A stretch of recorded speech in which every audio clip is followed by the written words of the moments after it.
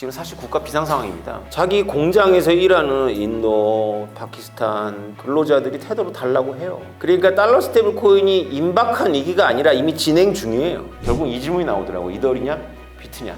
그러니까 이더가 되게 좋은데, 지금까지는 좋은데 가 이더를 대체하느냐 안 하느냐 딱 이렇게 결론 내면 되는 거예요. 자, 그러면 마지막 연사분 모셔봐야겠죠? 정말 많은 분들이 너무나 기다리고 계신 강연입니다. 디지털 시대의 정말 새로운 자산, 이 가상화폐 분야의 최고의 권위자입니다. 오테버스 대표이자 한양대 경영교수 오태민 교수님 지금 무대로 모시겠습니다.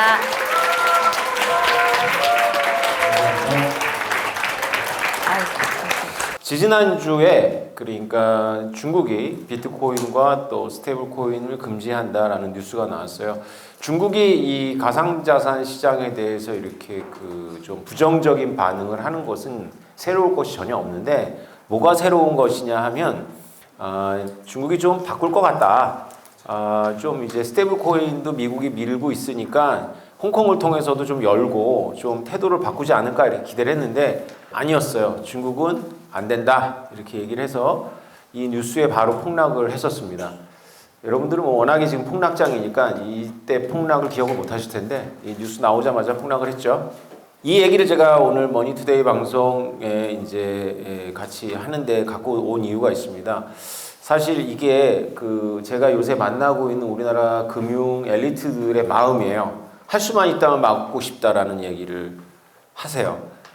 그래서 제가 제 강의안을 대폭 수정을 했거든요. 그래서 앞부분에 왜 이 비트코인을 못 막는 거는 이해를 하시거든요. 근데 스테이블 코인도 못 막는지를 좀 설명을 드리려고 합니다. 빠르게 진행을 해야 되니까 설명을 드릴게요. 2016년도에 아토믹 스왑이라는 논문이 나왔습니다. 그리고 나서 곧 비트코인하고 라이트코인 잘 모르시죠? 한때 비트코인이 금이면 은이다 이렇게 표현했던 코인이 하나 있습니다. 지금은 이제 이더리움한테 너무 밀려서 이제 여러분들이 잘 모르시는데요. 비트코인하고 라이트코인을 교환하는 아토믹 스왑에 성공을 했는데요. 아토믹 스왑의 원리는 되게 단순합니다. 아토믹 스왑이 풀려고 하는 목적이 뭐냐면요, 은행을 없애는 겁니다. 은행을 없애는 거예요. 은행을 왜 없애야 되냐면은 가상화폐, 그러니까 비트코이너라고 하잖아요. 비트코인 세계에서 가장 큰 중요한 질문은 양자 컴퓨터가 아니고요. 양자 컴퓨터는 질문 축에도 들지 않고 진짜 중요한 질문이 이겁니다. 전 세계 국가들이 모여가지고 어느 날 G7, 뭐 G8, G9 뭐 해갖고 러시아와 중국 다 포함해갖고 모여가지고 선언을 하는 거예요. 모든 가상자산 거래소를 금지한다. 이랬을 때 비트코인 살아남느냐? 이거는 처음부터 있었던 질문입니다.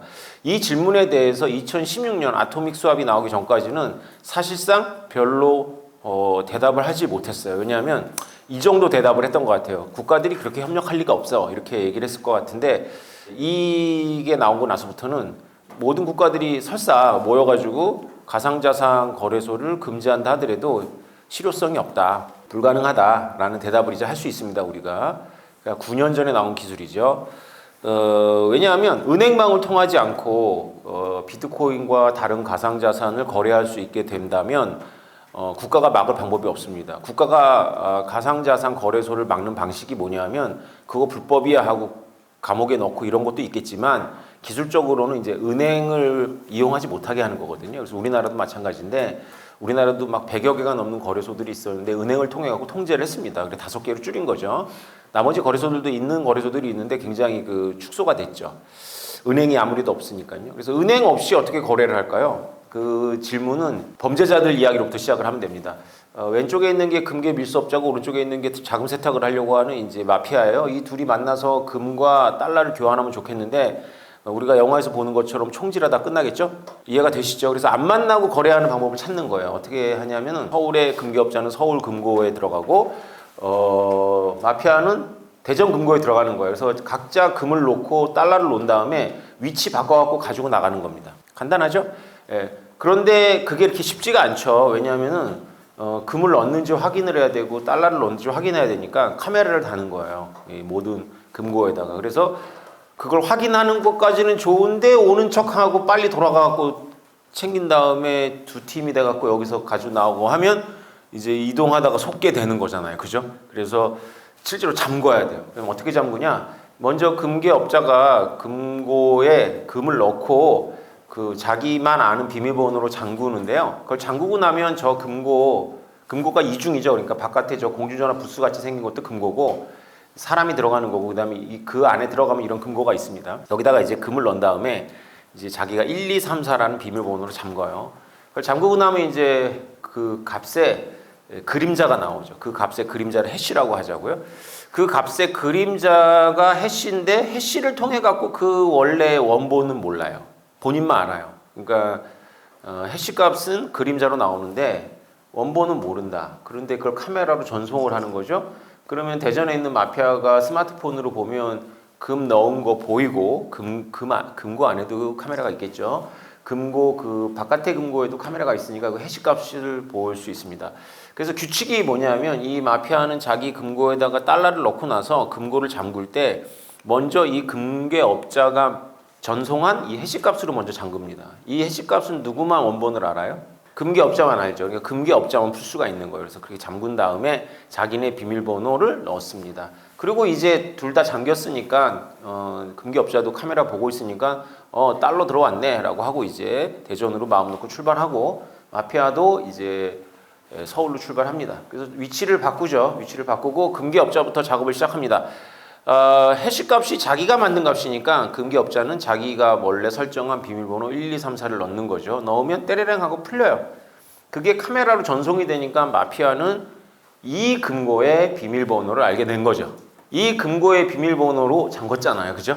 여기서 1, 2, 3, 4를 넣으면서 노출됐으니까 풀리는데 여기서 중요한 건 뭐냐면 이거 갖고 가면 이거 열려서 갖고 가면 큰일 나겠죠. 이거 열려서 갖고 가면 여기는 아직 안 열렸잖아요. 번호 하나 더 필요하죠. 비밀번호. 이들이 잠근 비밀번호. 그래서 이 두 금고는 연결되어 있어요. 그래가지고 이걸 타임락이라고 합니다. 타임락. 얘가 풀려야 얘가 풀리는 거예요. 얘가 풀려야 얘가 풀려요. 순서가 중요합니다. 얘가 풀려야 얘가 풀리니까 비밀번호는 획득했지만 얘를 풀어줘야 돼요. 그래서 스마트폰으로 야 우리 그거 이 둘 빵빵으로 잠갔어. 그래서 알려주면 여기서 풀고 이거를 열어서 가지고 가면 이제 이게 열리는 거죠. 여기에 사용된 기술이 해시 값이라는 기술이 사용됐고 그 다음에 타임락이라는 기술이 사용돼서 이 기술을 해시드 타임락 컨트롤이라고 합니다. 그래서 약자로는 HTLC라고 하니까요. 여러분들이 더 공부하고 싶으시면 HTLC를 인터넷에 검색해보면 설명들이 나와 있습니다.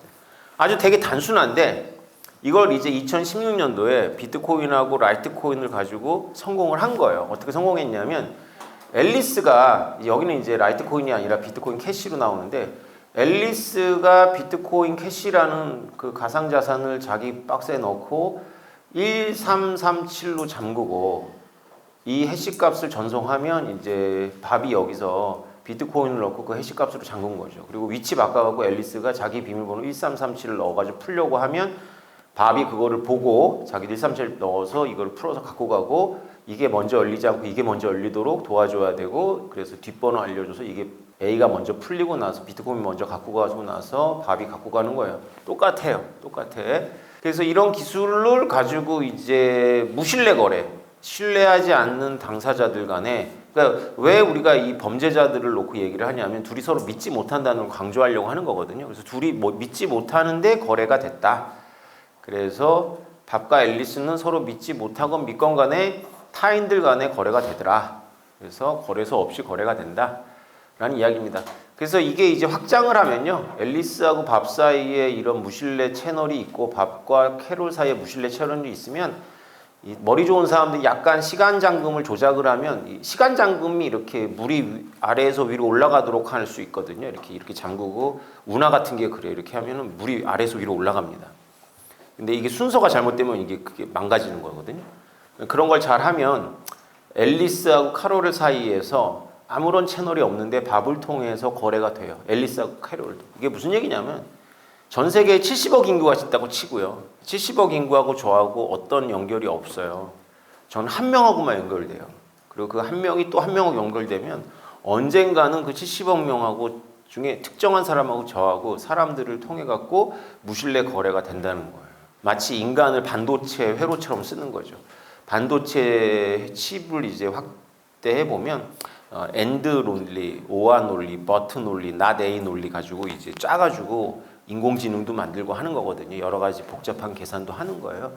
이런 단순한 회로를 가지고 전 세계인을 반도체 칩 회로처럼 만들 수가 있는 거죠. 시간을 어떻게 잠그느냐를 따라 가지고 이렇게는 흐르는데 이렇게는 거꾸로 못 오게 할 수도 있고요. 예. 중요한 건 돌파를 했다는 거예요. 2016년도에. 이게 이제서야 제가 여러분들한테 이렇게 이걸 얘기하는 거를 들으시는 거죠. 그러니까 이게 이제 속도입니다. 속도. 2016년도에 누군가는 이거를 연구했고 누군가는 그거를 연구한 거를 결과를 보고 뚫렸네라고 아는 거죠. 근데 9년이 지나서 이제 난리가 난 거죠. 9년이 지나서 막지 못해라고 난리가 난 거예요. 그래서 막지 못한다는 거 토큰화는 이따가 좀 설명하도록 하고요. 우리나라 이창용 총재께서 국회에서 저는 사실 두렵습니다. 원화 스테이블 코인이 그냥 도입될 경우에 외환시장의 환율 변동성 자본 유출이 걱정됩니다. 이렇게 말씀하셨는데요. 이 말이 맞으면서 틀리고 틀리면서 맞고 이런 말인데요. 이게 참 묘한 우리나라 한국은행 총재지심이잖아요. 그래서 제가 약간 걱정이 되는 거예요. 지금 사실 국가 비상 상황입니다. 그래서 2016년도가 국가 비상 상황이에요. 이게 우리가 지금 이렇게 투자나 이런 경제 세미나에서 하나의 장르로 우리가 크립토를 다루고 있는 건데요. 이게 지금 하나의 장르가 아니에요. 이것이 모든 걸 세팅해 버립니다. 그만큼 무서운 건데요. 그러니까 지금 제가 말씀드리는 건 달러 스테이블 코인이거든요. 근데 이창용 총재님은 원화 스테이블 코인을 얘기하시는 거예요. 달러 스테이블 코인이 한국의 이제 자금 유출이라든가 자금 세탁 그리고 탈세 이런 것들을 조장할 가능성이 있어요. 원화 스테이블 코인은 그 능력이 없어요. 자, 아까 우리 아토믹 수학 기술이 뭘 없애려고 만들어졌다 그랬죠? 은행 없애려고 그러죠. 은행 없이 뭐가 거래되는 거냐면 비트코인하고 이더리움이 거래되는 거예요. 비트코인하고 비트코인 캐시가 거래되고. 그럼 이렇게 질문해야 되잖아요. 아니 그거 있잖아. 애초에 처음에 누군가는 원화로 비트코인을 사야 될 거 아니야. 그리고 누군가는 달러로 이더리움을 사야 될 거 아니야. 이렇게 얘기를 하잖아요. 그죠? 그러니까 일단은 이더리움이나 비트코인을 갖고 있는 사람들 사이에서 무신뢰 거래하는 거 이해가 됐어. 그런데 누군가는 은행에 연결돼 갖고 그 달러를 가지고 사야 되잖아. 이렇게 질문을 할 수 있죠. 좋은 질문입니다. 그거는 아토믹 수압이 해결을 못 해요. 근데 이게 10년이라는 시간이 지나면서 누적되면서 해결이 돼버린 거예요. 그게 바로 뭐냐면 달러 스테이블 코인입니다. 달러 스테이블 코인이 바로 뭐냐면요. 달러에 고정되어 있지만 비트코인과 이더리움의 속성을 갖고 있는 거예요. 토큰이에요, 토큰. 그러니까 달러 스테이블 코인을 갖고 있으면 아토믹 수압 할 수가 있는 거예요. 그러니까 제가 이제 우리나라 지금 국가 비상 상황이다. 이거 지금 굉장히 중요하다. 이렇게 얘기를 하면 지금은 이제 설득이 되세요. 그래가지고 그거 업비트에서 테더 막아야 되는 거 아니야. 이렇게 얘기를 하시는데 막으면 더 큰일 납니다라고 제가 설득을 하는 거죠. 그거 막으면 왜 더 큰일 나냐겠어요. 업비트에서만 그게 내려오는 거고요. 저 같은 사람이 미국의 네트워크를 통해 갖고 10만 테더를 금고에 이더리움 안에다 금고를 만들어 놓고 잠근 다음에 그 10만 테더를 10만 개 토큰으로 제가 발행해 갖고 유통시키면 그 토큰이 곧 스테이블 코인이 돼 버리는 거예요. 못 막습니다, 기술적으로. 그러니까 이게 지금 우리나라 원화를 지금 걱정할 때가 아니라는 거죠. 이게 2014년도에 앙겔라 메르켈 총리, 독일 총리가 그리스를 방문해요. 그리스가 재정 위기가 발생했거든요. 그럴 때 그리스 대학의 교수가 그 거리에서 그 앙겔라 메르켈에 대한 반대 시위에 참여한 걸 우리나라 KBS가 취재한 걸 제가 유튜브에서 찾아가지고 여기 보여드리는 겁니다. 우리로 치면 이런 거죠. 우리나라가 지금 재정적으로 되게 어려운데 우리나라 노조나 우리나라 국민들이 미국 대사관 앞에 몰려가서 데모를 하는 거예요.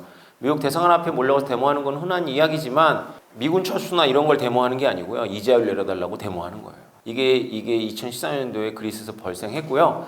그 뭐 2명인가 그 독일 대사관 앞에서 데모하다 죽었죠. 그리스인들이 자기 나라 재정 문제를 가지고 독일을 탓해요. 독일의 앵겔라 메르켈 총리를 히틀러처럼 이렇게 했는 게 그리스의 일간지에 이렇게 보도가 될 정도로 그리스인들이 막 독일에 대해서 부글부글 거렸고 독일인들도 그리스인들에 대해서 부글부글 거렸죠. 왜 그러냐면 유럽 연합이 통화를 통일해 버렸어요. 유로라고 통화를 통일해 버렸는데 각국이 재정 단위는 개별적으로 운영을 하고 있었거든요. 그러니까 개별 국가의 사정에 맞도록 환율, 통화량, 이자율 정책이 잘 안 돼요. 그러니까 결국은 그 ECB, 유럽 중앙은행을 누가 흔드냐? 뒤에 강대국 독일이 있더라. 그래서 이제 유럽의 많은 나라들이 독일 총리를 붙잡고 야 원칙이 뭐가 중요해? 우리 다 죽게 생겼는데 돈 풀어 막 이래갖고 결국은 이제 굴복을 해서 돈을 풀어요. 이런 모습이 이제 한국이 처해 있는 모습이에요. 그래서 지금 민주당 의원들이 달러 스테이블 코인에 대해서 통화 주권이라고 말하면서 이제 원화 스테이블 코인을 들고 나오는데 이것도 한 20-30%만 맞고 나머지는 틀렸다 이렇게 생각이 듭니다. 여기에 에너지를 쏟을 게 아니다는 생각이 드는데요. 여러분 통화 주권이라는 말을 쓰더라고요. IMF가 지난주에 보고서에서 통화 주권 얘기를 해요. 달러 스테이블 코인 얘기를 하면서 이제 큰일 났다. 여러 나라들 통화 주권 이제 작살난다 이런 얘기를 IMF도 하는 거예요. 이제 드디어.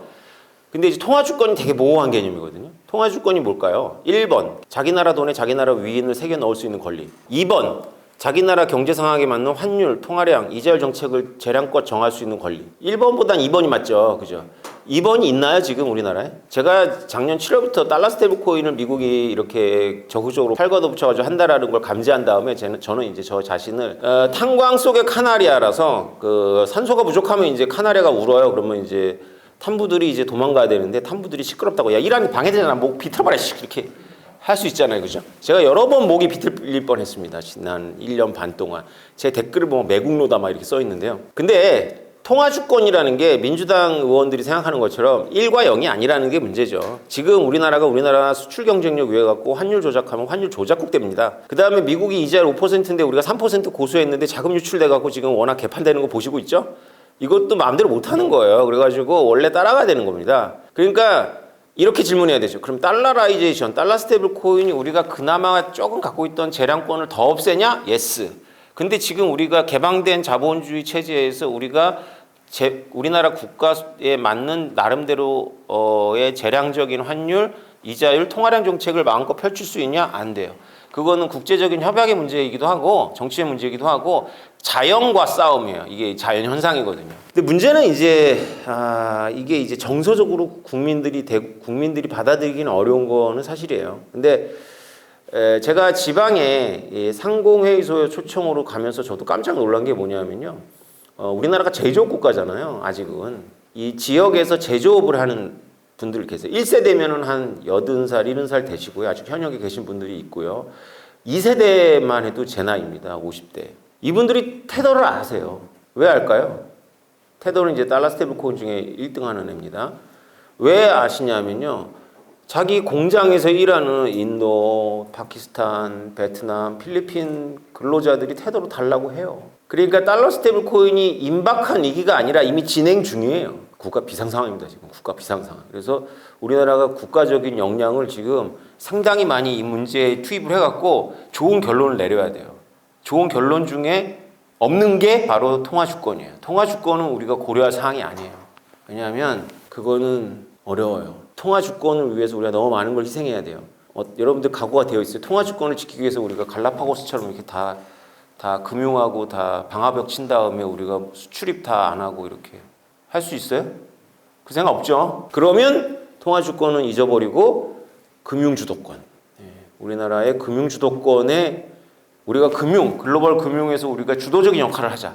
이걸로 옮겨가야 되는데 저랑 이제 좀 약간 배짱이 안 맞아요, 지금. 그래가지고 요새는 이제 제가 좀 덜 떠들고 있는데 어차피 뭐 통화 주권 얘기하다가 다 놓칠 텐데 이런 생각하고 있습니다. 달러 스테이블 코인이 이런 거고요. 달러 스테이블 코인을 못 막는다는 이야기를 하기 위해서인데 진짜 오늘 우리가 고민해 봐야 되는 건 이 달러 스테이블 코인은 시작에 불과하고요. 이 얘기예요, 이 얘기. 블랙락의 레리 핑크 회장님이 모든 자산은 토큰화 된다고 했어요. 모든 자산은 토큰화 된다고. 그렇죠? 제가 한 말 아니니까 여러분들 신뢰하셔도 됩니다. 여러분들 블랙핑크는 평생 몰라도 돼요. 근데 이분은 아시는 게 좋아요. 이분이 비트코인 ETF를 선언하니까 비트코인 ETF가 되더라고요. 저도 깜짝 놀랐거든요. 이분이 2023년도 9월에 비트코인 ETF 신청서 넣고 그로부터 4개월 지나서 SEC가 ETF를 승인한 거예요. 7년 동안 안 해주다가. 이분이 지금 뭘 주창 외치고 있냐면 토크나이제이션을 외치고 있는 거예요. 여러분들 기억하시라고 토크나가 왜 중요한 건지 그거를 설명하려고 하는 건데요.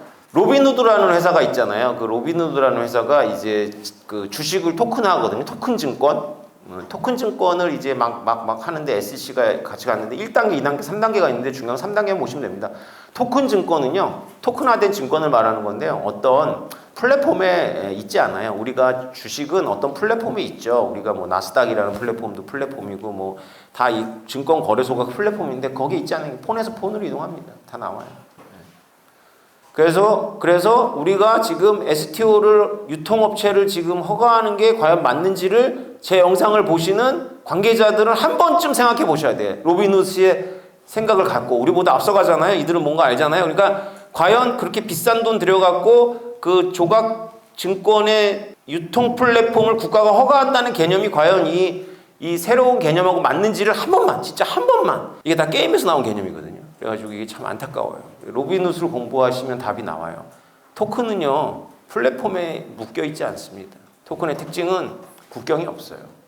기기 타지 않아요. 그냥 뭐 마음대로 다니는 거예요, 마음대로. 그러니까 한국인들이 이제 미국 증권거래소 가갖고 이제 엔비디아 거래하는 게 아니라 엔비디아의 토큰을 그냥 게임하듯이 거래할 거예요, 아무 데서나.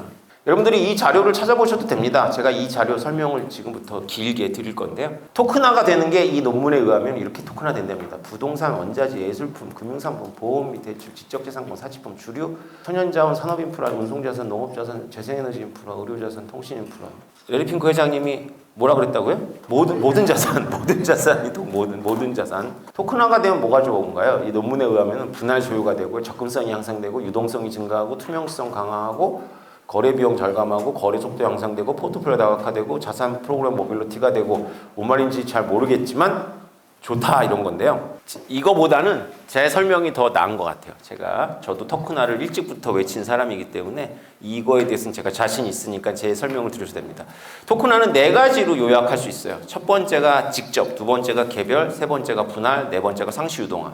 각각 다 사연이 있습니다. 직접은 중간에 은행이나 누구를 끼지 않고 자금의 공급자하고 자금의 수요자를 직접 만나게 한다는 게 직접 금융이에요. 이거는 2008년도 리만부스 사태 때 비등점을 넘었어요. 그 당시에 이제 에이전시라고 하는 뭐 신용평가회사, 그 다음에 금융회사 이런 회사들이 다 사고를 쳤거든요. 저것들이 저렇게 고액연병을 받으면서 말이야 우리를 속이라고 기만하고 말이야 이기적으로 굴고 천박하기 짝이 없고 그러니까 얘네들 필요 없어 이렇게 한 게 직접 금융입니다. 직접 금융, 다이렉트. 이건 이제 약간 정치적인 의미도 있으니까 뭐 이런 내용이 쉽게 이해하셨을 거고요. 넘어가죠. 개별이 중요한 개념이죠.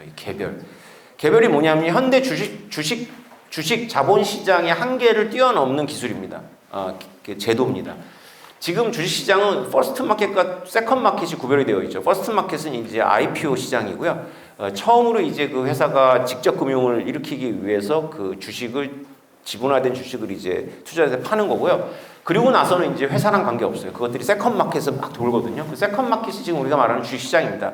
그래서 그 기업 가치가 막 세컨드 마켓에서 막 올라간다고 하더라도요. 그 회사에 직접 금융이 들어오는 건 아니잖아요. 그죠? 그래서 회사가 돈을 추가로 필요로 할 때는 상당히 어려운 간접적인 방식을 써야 됩니다. 예를 들어서 여러분들이 삼성전자에 지금 주식을 산다는 거는 삼성전자의 모든 활동에 집합적으로 투자한다는 개념이에요. 나는 삼성 반도체만 투자할래. 가능하지 않죠. 근데 예를 들어서 엔비디아가 삼성한테 주문을 넣었어요. 대량 주문을. 삼성이 반도체가 라인 3개를 증설해야지만 그 주문을 소화할 수 있어요. 그러면 그 라인 3개를 증설할 때 돈이 필요하잖아요. 삼성 입장입니다. 근데 지금 주식시장 세컨드 마켓에서는 직접 이거를 자본을 끌어올 방법이 없어요. 딱 생각나는 게 전환사채예요. 전환사채는 뭐냐면 빚을 그러다가 해놓고 나중에 그거를 주식으로 전환시키는 거예요. 그럼 기존의 주주들 입장에서는 주식에 자기의 비중이 줄어드는 거죠. 그죠? 이 문제를 해결하는 게 토큰화입니다. 그 라인 3개만 토큰으로 발행해갖고요. 토큰 팔아가지고 돈 딱 기업이 이제 모아가지고 그거 해갖고 일단 뭐 회사 내 비용 다 떨고 이익을 그 토큰 투자자들한테 돌려주는 거예요. 기업도 좋고 투자자도 좋고 기존 주주도 좋아요. 이해됐어요 지금? 이 방식이?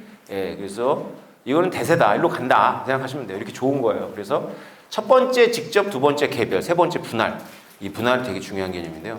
현 정부의 부동산 정책을 얘기 안 할 수가 없어서 부동산에 대해서 어떻게 접근할지 대충 알겠더라고. 정권을 잡으면. 그래서 걱정이 돼갖고 강남부동산 그렇게 접근하면 안 된다. 그거 강남부동산이 100억 되는 게 안 돼? 사실 타이페이에도 있고 도쿄에도 있어. 그리고 서울이 이 동북아시아에서 위상이 되게 높기 때문에 서울의 허브기 때문에 서울에 100억이 넘는 주거용 아파트가 있는 건 당연한 거야. 문제는 뭐냐면 이것이 정치적 위기로 가는 거니까 이제 이렇게 되는 거잖아요. 강남 아파트를 억제해. 뭐 토어제 뭐 이렇게 못하게 해. 그랬더니 옆에 잠실이 튀어올라. 잠실도 눌러. 그랬더니 강 건너 강동이 튀어오르네. 거기도 눌러. 그랬더니 옆에 성동구 튀어올라. 그래가지고 머리가 좋고 모험심이 있는 그런 MZ가 이렇게 하기로 마음 먹는 거예요. 오 작가의 강의를 듣고 아 저러면 되는구나. 내가 강남 아파트 30억짜리 매물이 나왔는데 내가 6억밖에 없어. 24억은 내가 토큰을 팔아야지. 그래서 노르웨이, 스웨덴 이런 데 토큰을 파는 거예요. 내가 오태민으로 등기를 칠 거야. 우리나라에는 법상 이 아파트 소유자는 오태민이거든. 오태민 등기치고 내 소유지만 이거를 100억이 될 거거든. 야, 이 한강이 엄청 아름다운 강이야. 한강뷰야 이 아파트. 이거 100억 반드시 되니까 100억 되면 너희들한테 토큰 투자한 거에 그거 비례해갖고 돌려줄게. 이거 사요. 노르웨이나 이런 데서. 한번 팔아보세요. 삽니다. 그래가지고 24억 딱 동원해갖고 30억짜리 딱 아파트 사는 거죠. 지금 그 제1금융권, 제2금융권이 아니기 때문에 이거 충분히 가능합니다. 이게 토큰화예요. 분할. 그럼 이렇게 해갖고 뭐 100억이 돼. 그럼 배가 아프냐? 전 국민이 그래가지고 강남 아파트 사는 거지. 전 국민이 강남 아파트에 투자하는 거야. 자기 사는 집에 투자하는 게 아니고. 상상을 해보자요. 강남 아파트 오르면 이게 정치적 위로 가느냐 안 가지. 그 싱크대는 내 거거든. 그 화장실 그건 내 거야. 같이 기뻐하는 거죠. 이게 분할이에요, 분할. 그러니까 부동산 같은 이렇게 덩치가 큰 자산은 유동화가 되게 어려워요. 그래가지고 분할한다는 개념이 바로 토큰에 있습니다. 그래서 토큰화가 진행되면 가장 빠르게 토큰화가 되는 영역이 부동산이에요. 여러분들 리츠랑 헷갈릴 수 있어서 좀 설명을 하자면 리츠는 굉장히 제약이 되고 있고요. 업무용 부동산, 상업용 부동산이고 이런 토큰은 그런 걸 따지지 않고 그다음에 이 주체가 중요합니다. 그런 거는 이렇게 회사가 이렇게 관리하는 건물을 이렇게 지분하는 거고요. 이 부동산은 제가 일부러 예시를 그렇게 들었지만 내가 내 집 하는 거예요. 그냥 기본이. 내가 내 집을 그냥 토큰화해서 내가 선언하고 하는 거죠. 상시유동화. 상시유동화도 되게 재밌는 개념입니다. 이게 방송일에서 내가 이것도 되게 외교적 문제가 될 수 있을까 봐 제가 좀 걱정이 되는데 실제로 제가 읽은 거니까 그냥 어쩔 수가 없습니다. 10년 전에 IBM이 중국 돼지를 토큰화했어요. 2014년도에. IBM이 중국 돼지를 토큰화한 거는 금융 때문이 아니라 블록체인을 알고 나서 야 이거 이렇게 하면 식품 안전에 되게 유용하겠는데 이렇게 해서 한 거예요. 중국인들 돼지 엄청 좋아하고 많이 먹잖아요. 중국의 돼지가 10만 마리가 도축이 되면 족발이 60만 개가 나온답니다. 그래서 이걸 어떻게 해결하느냐 식품 안전 문제를 가지고 태어날 때 고유 번호를 부여하는 거예요. 그리고 토큰화를 시키는 거죠. 그래서 제가 학교에서 학생들한테 물어봤어요. 족발은 언제 생기니? 그러면 이제 습관적으로 도축할 때 아니지. 걔가 정상적인 돼지라면 태어날 때부터 족발이 있는 거잖아요. 그죠? 앞발 왼쪽, 앞발 오른쪽 이렇게 다 고유 번호 있습니다. 그럼 언제부터 거래될까요? 이 족발은? 그때부터 거래되는 거예요. 그때부터 거래돼서 이 돼지가 새끼 돼지가 이렇게 크는 이런 과정, 서플라이 체인 과정이 있는 거고 거기에 이게 평행하게 토큰 시장이 있는 거죠. 야 구제역이 온댄다고 가격이 팍 떨어지고 아니 그거 헛소문이래 그럼 팍 가격이 오르고. 원래 직접 금융하고 상시 유동화는 상극적인 개념이에요. 직접 금융이 쉽게 말하면 공장을 직접 짓는 거거든요. 그래서 이게 돈을 내가 필요해가지고 못 빼잖아요. 근데 이제 이 아토믹 스왑이라는 기술을 포함한 이 토큰과 관련한 이 미묘한 기술이 나오면서 이 시장의 수요를 따라갈 수가 있는 거예요. 그래서 직접 금융이 상시 유동화가 되는 거예요. 돈 필요하면 내가 빼는 거죠. 시장에서 팔아가지고. 그래서 다 비슷한 개념인데 알아두시면 좋습니다. 직접, 개별, 분할, 상시 유동화. 이게 이 얘기예요. 이게 이제 비트코인만 있었을 때도 이게 IBM 같은 데가 토큰화를 할 정도로 이게 미래 금융이다라는 걸 알고 저도 2010년도에 제가 쓰는 그 책의 개정판에다 토큰화의 혁명이다 막 이렇게 썼는데 이제 비트코인처럼 요동치는 자산이 아니라 이거를 매개할 수 있는 좋은 게 나온 거잖아요. 이거를 돼지족발하고 돼지족발 토큰하고 와인, 칠레 와인 아직 나오지 않은 와인에 대한 토큰하고 이거를 막 거래를 매개할 수 있는 아주 좋은 토큰이 나왔네. 그 토큰이 뭐라고요? 그게 달러 스테이블 코인이에요. 달러 스테이블 코인 이름을 잘못 진 거죠. 달러 스테이블 토큰이 맞아요. 근데 굳어졌으니까 달러 스테이블 코인이라고 말하는데 달러 스테이블 토큰이 리얼 월드 어셋 1번 데이트작이에요. 그래가지고 달러 스테이블 코인이 이제 이 모든 토큰들을 매개할 수 있기 때문에 이 시장이 거대하게 부상할 것이다. 문제는 불법이다. 그래서 이걸 어떻게 이해해야 되느냐 이렇게 한참 떠들었는데 불법이냐라고 얘기를 하는데 이거는 여러분들 좀 고민을 해보셔야 돼요. 그러니까 지금 제가 강남 아파트를 이제 얘기를 했는데 가나바트 제가 토큰 해갖고 진짜로 6억만 있는데 24억을 끌어다가 했으면 이제 우리 정부가 보기에는 좀 괘씸하잖아요. 하지 말라는데 이렇게까지 창의적으로 하냐 너는? 국세청을 동원해가지고 저를 조질 수가 있어. 어떻게 조지냐면 야 24억 그거 있잖아. 파이낸스가 아니야. 그건 너는 토큰 팔은 수익이니까 최고 세율 50% 내놔 이렇게 해버리는 거예요. 그럼 12억 뺏기죠. 그럼 내가 노르웨이 투자자한테 야 반 뺏겼다 국가한테 뭐 이렇게 얘기하면 황당할 거 아니에요. 그래서 막을 수 있어요. 우리가 보통의 멀쩡한 사람들이라면 무슨 아이디어가 됐고 이렇게 진행하다가 이게 불법이야 그러면은 그만둬야 되는데 이 분야는 그렇지 않습니다. 이 분야는 비트코인부터 처음부터 어떻게 보면 비법이거나 불법이었어요. 그런데 지금까지 온 거죠. 그러니까 제도가 따라온다 이렇게 보셔야 됩니다. 제 결론은 뭐냐면 제 결론 듣고 싶잖아요. 저의 결론은 뭐냐면 된다. 기술과 시장이 있기 때문에 제도는 따라온다. 게다가 그거를 그냥 놔둬도 되는데 미국이 이걸 적극적으로 좀 밀려고 한다. 연준이 이거에 대해서 계획이 있고 그리고 SEC가 이것에 대해서 제도화시키려고 하는 의지가 있기 때문에 이거는 간다.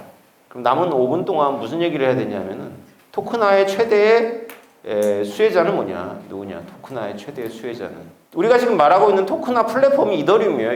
이더리움이 절반을 먹고 있습니다. 그러니까 토큰 플랫폼은 금융망이 아니에요. 전통 금융망. 비자카드, 마스터카드도 아니고 블록체인들이거든요. 블록체인 중에 토큰으로 가장 유력한 게 이더리움이다. 솔라나가 따라온다지만 솔라나의 비중은 그렇게 크지 않다. 이더리움에 비해서. 이게 달러 스테이블 코인의 플랫폼이거든요. 비트코인하고 이더리움을 투자적 관점에서 비교를 해보자면 비트코인이 희소성이 핵심이에요. 비트코인은 뭐 슈퍼리치의 자산이니까 별로 없어요. 이더리움은 사용성이 핵심이에요. 그래가지고 비트코인은 처음부터 그 뭐에 쓰냐고 욕을 먹었지만 이더리움은 그런 욕을 안 먹었거든요. 그래서 실제로도 지금 비트코인 16년, 이더리움 10년인데 비트코인 레이어에서 제대로 성공한 건 별로 없어요. 라이팅 네트워크 정도. 근데 이더리움에는 수많은 프로젝트들이 나왔다 명멸하면서 기술을 남겼단 말이죠. 가장 활기차고 천재적이고 이런 스타트업들이 이더리움을 기반으로 하고 있습니다. 그러니까 저는 비트코인 강세론자지 이더리안이 아니거든요. 그런데 제가 이더리움을 요새 굉장히 많이 강조합니다. 왜냐하면 저는 어쨌거나 저는 물론 둘 다 갖고 있습니다. 근데 여러분들은 고민을 해야 되잖아요. 선택을 하셔야 되니까 제가 어제도 의사회 갔는데 결국 이 질문이 나오더라고요. 이더리냐? 비트냐? 그렇죠. 그러니까 이더가 되게 좋은데 지금까지는 좋은데 빅테크가 이더를 대체하느냐 안 하느냐 딱 이렇게 결론 내면 되는 거예요. 빅테크가 이더를 대체할 것 같으면 비트코인 사시면 되고요. 빅테크가 삼성, 구글, 아마존, 뭐 마이크로소프트 이런 데가 이더리움 플랫폼을 대체하지 못할 것 같다 그러면 이더리움의 시대가 옵니다. 그럼 이더리움 사셔야 되는데 여러분의 선택에 도움이 되는 사람들이 얘기를 할 거예요. 피터 틸이 지금 미국의 정부 뒤에 실세라고 부르잖아요. 피터 틸을 모르시는 분들이 어제 제가 강연에서 꽤 많다는 걸 알았어요. 이게 좀 약간 내성적인 분이래 갖고 그런데 일론 머스크하고 같이 페이팔을 창립한 분입니다. 그러니까 되게 일론 머스크하고 비슷해요. 사고 세계가. 근데 일론 머스크는 피터 틸보다 상당히 이렇게 적극적이고 관종이고 이렇게 자기를 드러내는 걸 좋아하고 피터 틸은 좀 반대 성격이죠. 이 피터 틸도 저랑 비슷한 비트코인 강세론자였는데 최근부터 이더리움으로 엑셀레이터 밟고 있고요. 톰니 이 사람도 비트코인에 대해서 굉장히 강세론자였는데 이더리움으로 확 돌아섰어요. 캐시 우드도 이 톰니가 하고 있는 비트마인에 투자를 했습니다. 이 세 명의 공통점이 뭐냐면 비트코인 강세론자들이에요. 근데 이들이 어느 순간에 정확하게는 올해 초부터 이더리움에 대해서 굉장히 낙관적인 전망 그리고 실제로 투자도 하고 발을 걸치고 있습니다. 그래서 저는 비트코인 강세론자임에도 불구하고 결론을 내린 건가? 이런 생각을 하고 있는 거예요. 토큰화 플랫폼으로 이더가 다 먹는구나. 이렇게 판단을 했구나. 이 세 사람은. 그러면서 뉴스를 찾아봤더니 헤데라 뉴스가 나오는 거예요. 헤데라라는 거는 이더리움하고 경쟁하려고 우리나라 LG도 연결되어 있는 구글 이런 데가 공동으로 한 블록체인 프로젝트예요. 근데 얘네들이 자존심을 세우지 않고 ERC 표준을 따르겠다고 ERC 개발자들과 협력하겠다는 식으로 발표를 했어요. 그러니까 헤데라 네트워크가 해시그래프라는 독자적인 합의 알고리즘을 갖고 있는데 ERC하고 상호 운용되는 거를 뭐 지배구조는 구글, IBM, 딜로이트, LG전자 이렇게 되는데 얘네들이 자존심을 버리고 이더리움하고 상호 운용되도록 하겠다라는 거. 요새 이게 유행이에요. 이더리움 ERC로 상호 운영이. 왜냐하면 이걸 안 하면 갈라파고스가 되니까. 그러니까 이런 걸 보면서 이런 걸 미리 알고 있었구나. 피터 틸이나 톰리나 캐시우드는. 그러면 어떤 일이 벌어질까요? 아까 블랙락의 레핑크 회장이 모든 자산을 토큰화하고 있잖아요. 그죠? 모든 자산이 토큰화되고 그러면 그 토큰들은 플랫폼을 다니지 않고 은행들은 끝났고 그러면 걔네들은 폰에서 폰으로 다니면서 아무 데서나 거래되는데 그 플랫폼이 이더리움이라고? 그럼 이더리움은 금융망이 아니라 무역의 망이 돼요. 그래서 무역 금융 복합망이 되거든요. 어마어마해지는 거예요, 이더리움. 만약에 표준화 전쟁에서 이긴다. 그래서 2016년은 진짜 재밌다. 왜 진짜 재밌냐면 제가 일찍 선언했어요. 비트코인 시즌 종료됐다. 비트코인의 4년 반감기로 인한 상승장의 여력은 끝난 것 같아요. 제가 보니까. 근데 2026년은 매우 밝습니다. 왜 밝냐면은 지금 말한 토큰화 원년이에요. 미국의 SEC가 프로젝트 크립토라는 걸 발표할 거고 더 중요한 거는 이제 명확한 흐름은 트럼프 대통령 지금 이제 몰렸거든요. 그래서 중간 선거에서 이기려면 저금리 해야 돼요. 저금리 하기 위해서 달러 스테이블 코인 엄청 키워야 되고요. 달러 스테이블 키우면 달러 스테이블 코인이 바로 토큰화 매개예요. 토큰화도 이제 미국의 금융기관들이 할 거기 때문에 우리나라가 이렇게 느린 속도로 그러니까 위험을 굉장히 높이 평가하는 거죠. 이 새로운 금융이 가져올 위험을 너무 높이 평가해서 지금 첫 발을 못 떼는 거예요. 첫 발 우리나라 금융 당국은. 근데 그러다가 이제 한꺼번에 쓸려 나갈 거거든요. 그러고 나서 이제 우리나라가 고립된 나라가 아니니까 그냥 다 미국 플랫폼을 쓸 건데 이 플랫폼이 이더리움이다. 그러면 와 이더리움 시총 2026년도에 비트코인 넘어서는 거 아니야? 라고 해도 가능한데 왜냐면 벌써 지금 절반인데 뭐 그러나 제가 여기서 또 그렇게 말해가지고 여러분들 이더리움 샀다가 손해봐갖고 뭐 머니투데이나 이런 데 전화해고 왜 저런 사람을 뭐 이렇게 연사로 세웠냐 이렇게 할까봐 난 모르겠다. 이거에 관련한 질문 하지 마시라. 제 강의는 끝. 감사합니다.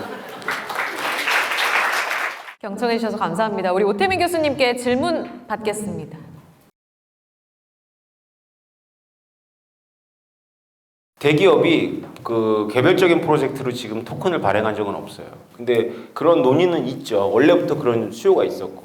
대기업은 왜 이더리움으로 이렇게 수렴되는 것 같냐면 이 글로벌 대기업들은 따지는 게 많은 거예요. 그래서 이런 그 아파트를 토큰화한다거나 그런 거는 미국에서 이제 모험적인 사람들이 해요. 그래서 절반은 사기예요. 또 그런 건 이제 개인들이 하니까 막 치고 나가는데 그 아까 예를 들었던 삼성이 무슨 뭐 반도체 라인 3개만 증축해 갖고 할 때 토큰 발행한 게 있냐라고 했을 때 그게 왜 없냐 하면 이 기업들은 제도가 투명해지기 전까지는 못 움직이지. 질문 감사합니다. 다음 질문 또 가보겠습니다. 개인적인 교수님의 생각을 듣고 싶은데요.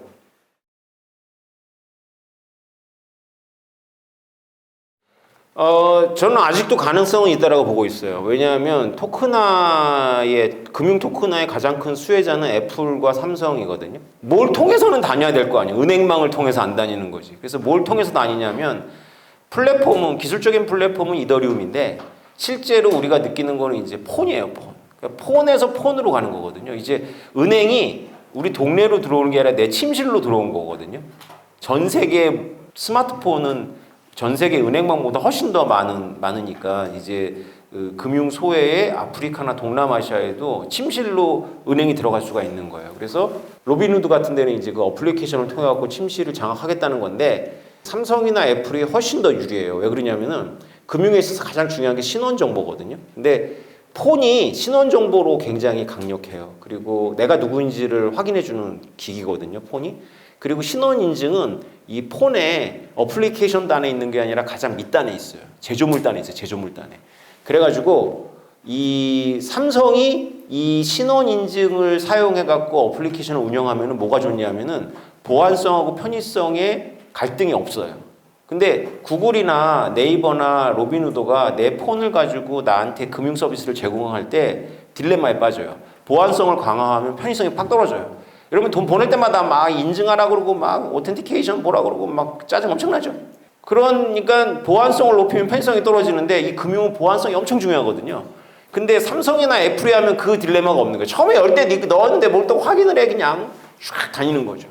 그래서 아무리 이더리움이 지금까지 잘해왔지만 삼성과 애플이 지금부터 신발 벗고 달리면 가능한데 이제 피터 틸이나 톰리나 캐시 우드가 왜 이렇게 캐시 우드는 약간 한 발 담근 느낌이고 피터 틸과 톰리는 그냥 딥 다이브한 느낌이거든요. 이더리움에 그러니까 그분들이 왜 생각하는 거죠. 그것까지 고려했을 때 그분들이 제가 아는 걸 다 알고 있거든요. 그리고 제가 모르는 것도 알고 있고 정보도 있고 그러니까 그분들은 삼성이나 애플이 그렇게 못할 거다. 여러 눈치를 보느라고 못하고 결정적인 실기를 할 거다라고 보는 것 같아요.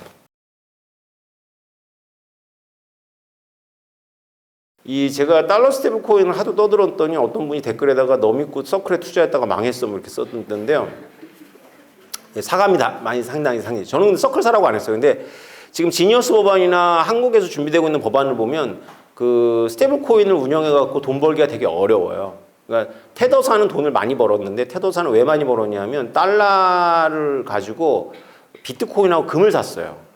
근데 서클은 왜 돈을 못 버냐면요. 이 지니어스 법안처럼 했거든요. 그러니까 국채를 사면 이자를 주지만 사실 여러 비용이 들잖아요. 그러니까 그런 비용 간신히 뭐 하는 수준이에요. 그러니까 애초에 법이 그 자산을 운용해 갖고 돈을 많이 벌려면 모험도 해야 되는데 모험을 못하게 만들었어요. 모험을 못하게 만든 이유는 왜 그러냐면 패깅이 끊어지면 이제 그 대량 비극 사태가 발생하잖아요. 그래가지고 우리 루나에서 봤듯이. 그래서 이거를 유지하기 위해서 고객 돈에 손대지 마 이래가지고 100% 3개월 미만의 미국 국채거나 그냥 달러를 갖고 있어야 되는 거니까 이자 주는 달러인 미국 단기 국채를 갖고 있을 수 있겠지만은 그걸 계속 돌리면 연에 4.5% 정도 나오는데 사실 간접비 그만큼 쓰거든요. 뭐 사무실 임대료도 써야 되고 직원도 있고 그래서 사실 돈 벌긴 되게 어렵고 특히 테더는 조심해야 되는 게 뭐냐면 이 법이 정확하게 하지 말라는 걸 하고 있는 게 테더거든요. 그래서 테더는 이제 사냥이 시작될 가능성이 되게 높아요. 그래서 그거는 우리가 지금 어떻게 될지는 정확하게 모르지만 테더가 너무 압도적이긴 하지만 그리고 지금까지 잘해왔지만 앞으로 다 잘할 거라는 보장이 없고 이 지니어스 법안이 정확하게 테더가 이제 타겟인 거거든요. 그래서 그 달러 스테이블 코인 시대가 오는 건 맞는데 미국의 의지인데 이제 어느 회사가 그걸로 돈을 벌지에 대해서는 이제 퀘션이 좀 있는 거죠.